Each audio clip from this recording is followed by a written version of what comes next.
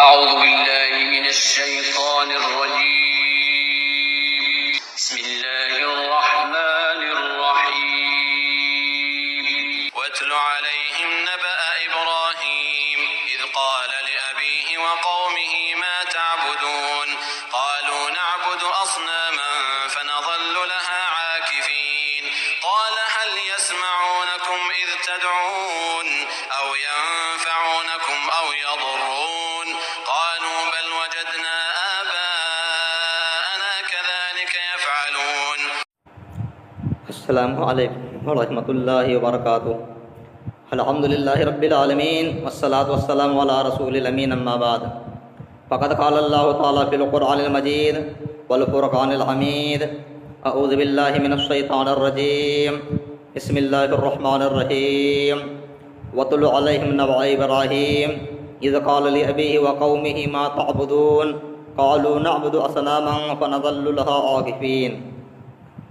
معزز محترم سامعین کرام، میرے پیارے بھائی اور دوستو، میری پردہ نشین ماں اور بہنوں، آج کی اس درس میں آپ حضرات کے سامنے انشاءاللہ حضرت ابراہیم علیہ السلام کی دعوت کو بیان کروں گا کہ انہوں نے کس طریقے سے اپنے باپ کو اور اپنے قوم والوں کو توحید کی دعوت پیش کی ان کے سامنے، اور کس طریقے سے ان کو اللہ رب العالمین کی معرفت کرائی.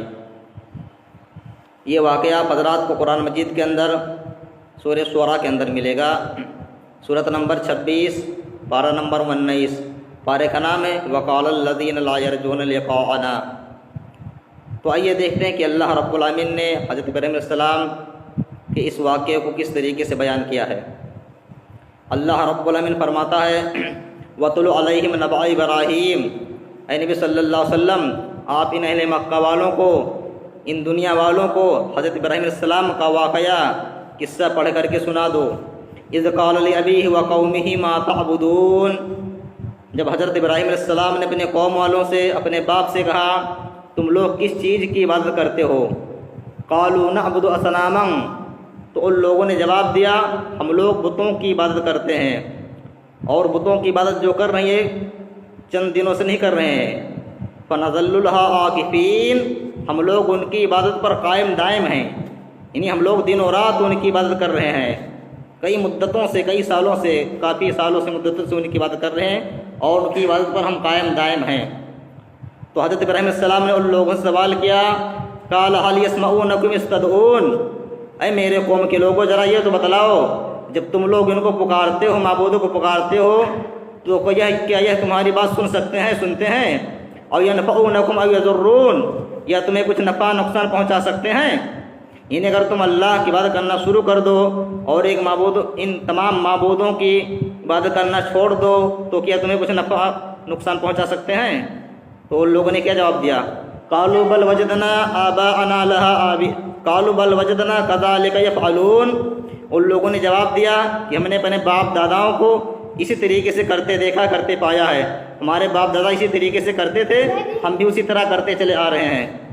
تو جو ظاہر سی بات ہے کہ آج بھی جتنے کافر لوگ، مشرک لوگ اس دنیا کے اندر ہیں، غیر اللہ کی عبادت کرنے والے ہیں، جب بھی ان سے یہ بات کہی جائے، قرآن حدیث کی بات کی جاتی ہے ان کے سامنے کہ ایک اللہ کی عبادت کرو، ایک اللہ رب العالمین کے بتائے ہوئے طریقے پر چلو، اللہ اس کے رسول کا حکم مانو، تو ظاہر سی بات ہے اکثر لوگ ہی جواب دیتے ہیں کہ اپنے باپ داداؤں کو ہم نے ایسے کرتے پایا، ہم ایسے کر رہے ہیں.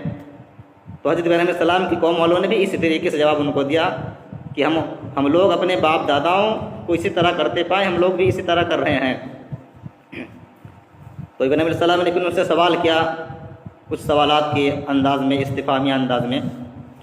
قال افرأیتم ما کنتم تعبدون. اے میرے قوم کے لوگوں، ذرا غور کرو، سوچو تو. افرأیتم ما کنتم تعبدون انتم آباؤکم الاقدمون. تم لوگ اور جن کو تم اللہ رب العالمین کو چھوڑ کر کے جن کی بھی عبادت کرتے ہو، تم اور تمہارے باپ دادا، تم سب کے سب میرے دشمن ہو. فإنهم عدو لي إلا رب العالمین. مگر اللہ رب العالمین میرا دوست ہے. پھر اس کے بعد ابراہیم علیہ السلام نے یہ واضح کیا کہ اللہ رب العالمین ہے کون، اس کی معرفت کیا ہے، اللہ کی پہچان کیسے ہو سکتی ہے. اللہ کی پہچان اپنے قوم والوں کو اچھی طریقے سے کرائی.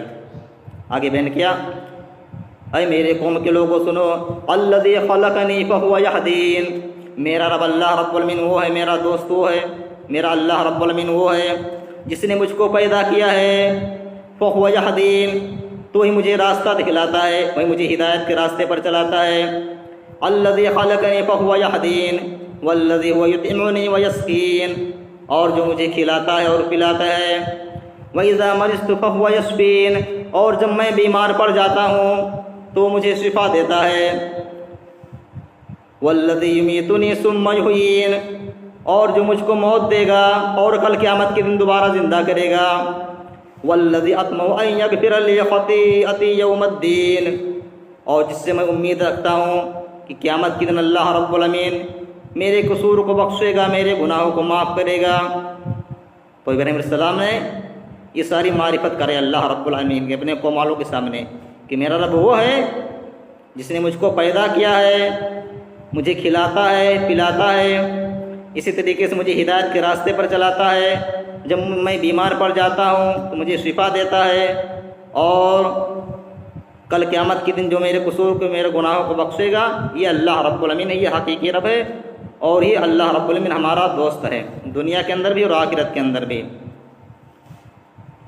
اس کے بعد ابراہیم علیہ السلام نے اللہ رب العالمین سے کچھ دعائیں کی ہیں، آگے اللہ رب العالمین نے بیان کیا ابراہیم علیہ السلام کی دعاؤں کو، رب هب لی حکما والحقنی بالصالحین، اے اللہ رب العالمین، اے ہمارے رب ہمیں علم اور حکمت عطا فرما، رب هب لی حکما والحقنی بالصالحین، اور ہمیں نیک لوگوں میں ملا دے، ہمارا شمار نیک لوگوں میں کر دے، صالحین لوگوں میں کر دے، وجعل لی لسان صدق فی الآخرین، اے اللہ رب العالمین، اے ہمارے رب میرا ذکر خیر آنے والے لوگوں میں باقی رکھنا، چھوڑ دینا، یعنی جو میرے بعد جو لوگ آئیں گے اس دنیا کے اندر میرا ذکر، میرا نام لیتے رہیں گے، اے اللہ میرے ذکر خیر کو آنے والے لوگوں میں، پچھلے لوگوں میں چھوڑ دینا،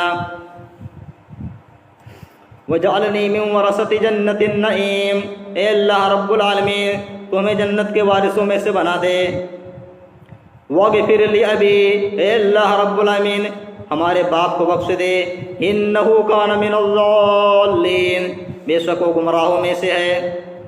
یہاں ایک قابل غور کی بات یہ ہے کہ ابراہیم علیہ السلام نے یہ دعا اس وقت کی تھی کہ اللہ میرے باپ کو بخش دے، وہ گمراہوں میں سے ہے، ضالین میں سے ہے۔ جب ابراہیم علیہ السلام کو یہ بات نہیں معلوم تھی کہ مشرکوں کے لیے، کافروں کے لیے مغفرت کی دعا کرنا مومنوں کے لیے جائز ہے کہ نہیں جائز ہے، لیکن جب معلوم ہو گئی کہ کافروں کے لیے، مشرکوں کے حق میں مغفرت کی دعا مومنوں کے لیے کرنا مومنوں کو جائز نہیں ہے، تو ابراہیم علیہ السلام اپنے باپ سے بیزار ہو گئے، جیسا کہ اللہ رب العالمین نے اس کی وضاحت سورہ توبہ کے اندر کی ہے۔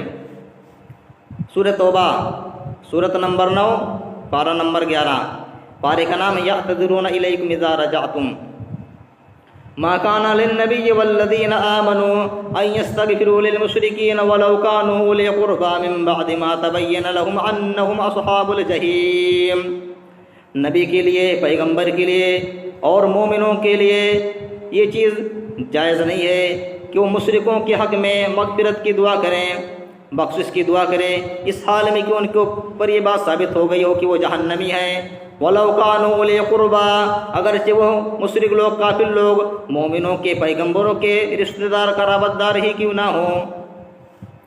وَمَا كَانَ اسْتِغْفَارُ إِبْرَاهِيمَ لِأَبِيهِ، اور رہی ابراہیم علیہ السلام کی بات، جنہوں نے اپنے باپ کے لیے بخشش کی دعا مانگی تھی، اب مانگنے کی بات کہی تھی، إِلَّا أَن مَّوْعِدَةٍ وَعَدَهَا إِيَّاهُ، تو ایک وعدہ تھا جو وہ اپنے باپ سے کر چکے تھے، فَلَمَّا تَبَيَّنَ لَهُ أَنَّهُ عَدُوٌّ لِلَّهِ تَبَرَّأَ مِنْهُ، لیکن جب معلوم ہو گئی ابراہیم علیہ السلام کو کہ میرا باپ اللہ رب العالمین کا دشمن ہے، اللہ کا دشمن ہے، کافر مشرک ہے، تو اس سے بیزار ہو گئے۔ إِنَّ إِبْرَاهِيمَ لَأَوَّاهٌ حَلِيمٌ، بے شک ابراہیم علیہ السلام بہت ہی نرم لہجے کے اور بردبار تھے۔ تو اللہ رب العالمین نے یہاں بیان کر دیا کہ مومنوں کے لیے، مومنوں کو اور کافروں، مومنوں کو اور پیغمبروں کو یہ جائز نہیں ہے کہ وہ کافر و مشرکوں کے حق میں مغفرت کی، بخشش کی دعا کریں۔ بہرحال اس کے بعد اللہ رب العالمین نے آگے بیان کیا ابراہیم علیہ السلام کی دعاؤں کو، وَلَا تُخْزِنِي يَوْمَ يُبْعَثُونَ، اے اللہ رب العالمین کل قیامت کے دن مجھے رسوا مت کرنا، جس دن تمام کے تمام لوگ زندہ کیے جائیں گے، اٹھائے جائیں گے۔ یوم لا ينفع مال ولا بنون، جس دن نہ تو مال کچھ کام آئے گا، نہ مال کچھ فائدہ دے گا، اور نہ اولاد کچھ فائدہ دے گی، نہ بیٹے کچھ فائدہ دیں گے۔ الا من اتى الله بقلب سلیم، مگر ہاں وہی شخص جو شخص پاک اور صاف ستھرا دل لے کر کے آئے گا، وہ جہنم کے عذاب سے بچ جائے گا، وہی کامیابی پائے گا۔ ان شرک سے، کفر سے، ناپاکیوں، ہر طرح کے ناپاک چیزوں سے، گناہ کی ناپاکیوں سے، شرک کی ناپاکیوں سے، اسی طریقے سے کفر کی ناپاکیوں سے جو شخص پاک صاف دل لے کر کے آئے گا، وہی کل قیامت کے دن کامیابی پائے گا۔ تو یہ اللہ رب العالمین نے حضرت ابراہیم علیہ السلام کے واقعے کو یہاں بیان کیا ہے کہ ابراہیم علیہ السلام نے کس طریقے سے اپنے باپ کو اور اپنے قوم والوں کو توحید کی دعوت پیش کی، اور کس طریقے سے اللہ رب العالمین کی معرفت کرائی، اور انہوں نے اپنے حق میں کس کس طرح کی دعائیں مانگی ہیں اللہ رب العالمین سے۔ آئیے ہم بھی اللہ رب العالمین سے دعائیں کر لیتے ہیں کہ اللہ رب العالمین ہم تمام لوگوں کو ہر طرح کے شرک کے کاموں سے، بت پرستی سے ہم سب کی حفاظت فرما۔ اے اللہ رب العالمین ہم تمام لوگوں کو قلب سلیم عطا فرما، صحیح دل، صاف ستھرا دل عطا فرما۔ اے اللہ رب العالمین جب تک ہمیں اس دنیا میں زندہ رکھ، اسلام پر رکھ، جب ہماری موت ہمارا خاتمہ ہو تو ایمان پر ہو، آمین۔ وآخر دعوانا الحمد للہ رب العالمین۔ السلام علیکم ورحمۃ اللہ وبرکاتہ۔